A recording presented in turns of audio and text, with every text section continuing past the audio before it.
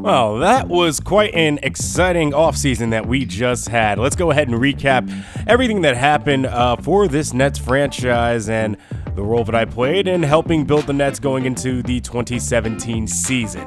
Starting with the NBA draft. First pick overall going to the Sacramento Kings after they won the lottery. They ended up picking up Harry Giles, the power forward from Duke, with the first pick. The 6'10", 220-pound power forward had a decent season there at Duke despite some injuries and was taken first overall. Second overall, the Kansas standout small forward Josh Jackson getting picked up by the Lakers. Going to be interesting to see how he matches up there with Brandon Ingram and Julius Randle there as well. De'Aaron Fox, the Celtics took him at number 3. The speedy 6'4" guard from Kentucky. Going to be interesting to see what happens there now that they have Avery Bradley and Isaiah Thomas there together. He also had Ivan Rabb taken at the 5 by Minnesota. At the 4 was Malik Monk. Pick 6 with the Magic, Dennis Smith. Number 7, Marquise Bolden by the Hornets. And then the Hornets decided to trade up to the 8th pick. They traded away Michael Kidd-Gilchrist and Marvin Williams to the Knicks for their first-round pick. So fortunately, we won't be dealing with a new rookie coming in to New York. And with that, our dreams were squashed away at getting Lauri Markkanen, who I thought was going to drop way farther. Markelle Fultz was taken at the 9, and then I realized Alonzo Ball was available.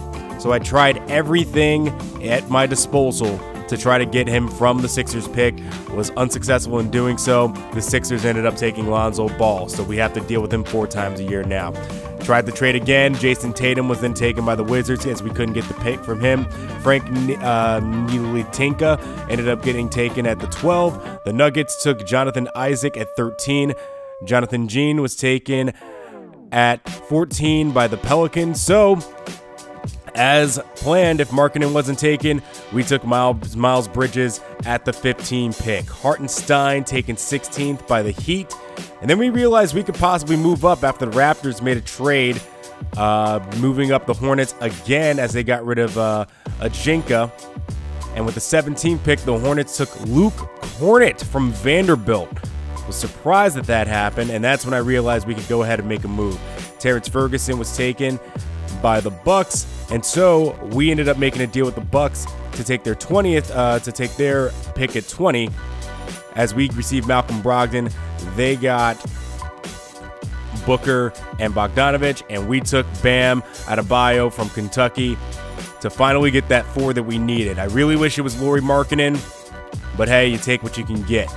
Devin Robinson taken 22nd. Thomas Bryant taken by the Thunder at 23. Jarrett Allen, the freshman from Texas, taken 24th, staying at home in Houston.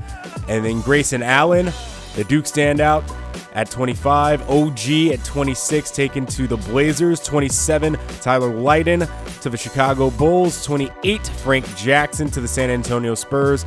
29, VJ Beacham to Cleveland. And then wrapping it all up, Josh Hart taken by the Jazz.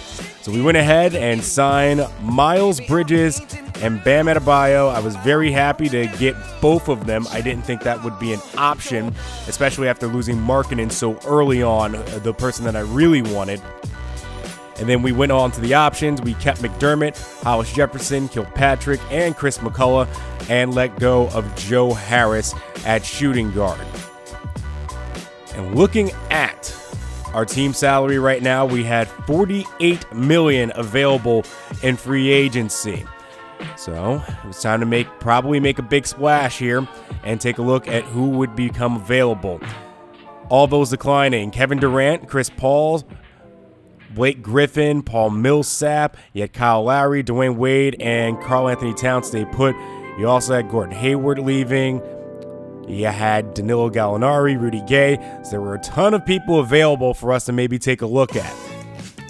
But the one person who interested me the most was Nerlens Noel, available at center after the 76ers let him go after his 4th year. So we went ahead to try to go ahead and put an offer on the table for him to see if we can lure him over. The idea being that we already have Brook Lopez, but I don't know how much I want to keep him there. So if we take someone like Nerlens Noel, a young guy at 23 years old, even though he's had his injury problems, and see what he can do with Lopez there, whether he ends up working out as a 4 and we allow Bam to develop behind him, or he ends up working out as our center, and then we can use Lopez in his final year as a trading option and dump that contract off instead of just letting him go into free agency. We can kind of figure out what we want to do there and let Noel be the athletic guy that he can be and make plays for us. We also, as a backup plan, took a shot at Jared Sullinger as well to see how that was go. We did a whole front-loaded contract for both guys because we have the money available to do so now. We also took a shot at Victor Oladipo just to look at him and see if he would be interested in coming over, although I didn't want to put up too big contracts back-to-back, so if Nerlens signed, we would take him. So we also looked at Gerald Green, who would take a minimum salary to go ahead and sign with us, and Lance Stevenson just to bring him back to Brooklyn, reunite him with Kilpatrick as well, and see how that works out together. So after day one, after all the contracts were offered, as well as taking a look at Nate Robinson as well, as he came back to the league this year. Jared Sullinger went to the Mavericks after all and didn't sign with us. Lance Stevenson went to Sacramento to go ahead and join the #1 pick, and Nate Robinson went ahead to San Antonio. So we missed out on 3 on day one, with most people going ahead and signing back like Durant and Curry with their original teams. So we took a look at Patty Mills, since he's obviously not coming back to San Antonio, and we took a look at Jason Terry as well, gave him a 1-year deal since he's probably going to be in his final year this year and will be a decent backup since we only have Lynn and Brogdon.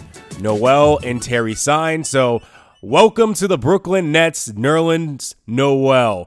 I thought that was a great move for us overall and can bring some excitement to the team, maybe bring some hope and draw in some interest for those in our community here at Brooklyn to go ahead and sell some tickets.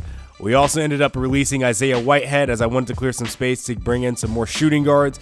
And after releasing Whitehead, we went ahead and looked at undrafted, second-round pick Dwayne Bacon, who was released, and then brought him on board. We also wanted to look at some shooters. So I looked at Jordan McRae, the former Tennessee player, Troy Daniels, the three-point standout as well. But at the end of the day, I ended up going ahead and offering a contract to Courtney Lee to see if we can bring him back to the Nets, as the Nets originally drafted him. Wanted to give him a 1-year deal, and since the salary was low for him, we figured we'd take a shot.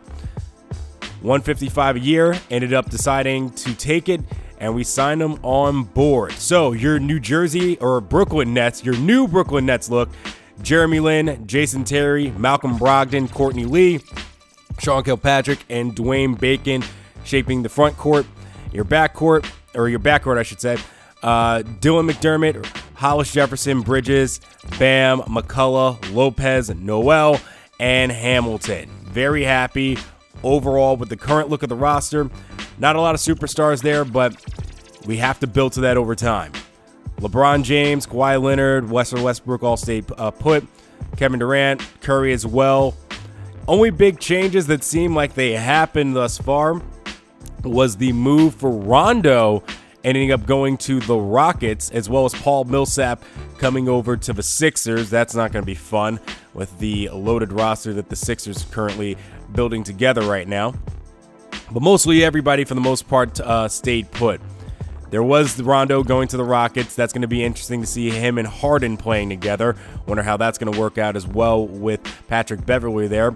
Andre Iguodala also ended up going to the Sixers. And then the other big move as well was Zach Randolph going to the Wizards. So we ended up sculpting together our summer lineup, as seen here, with Troy Daniels, John Holland joining the team, a native from the Bronx. We also brought along Tibor and a few other guys like Boban to go ahead and fill out the roster. So I'll definitely be keeping my eye on the Summer League games to see how some of these guys end up playing, if there's possibly some interest in bringing one of them on board. Most interested in seeing how John Holland plays, so that we can bring aboard another New York native to the team. If it doesn't span out, we don't go in that direction then, but it'll certainly be interesting to go ahead and take a look at some summer games and relax a little bit as we prepare for the regular season. We still have 2018 in sight to see what we can do with the draft. We currently have the Nuggets pick, and hopefully, if the Nuggets end up stinking this year, we have a good chance to finally break out and get a superstar player a little bit higher up in the draft.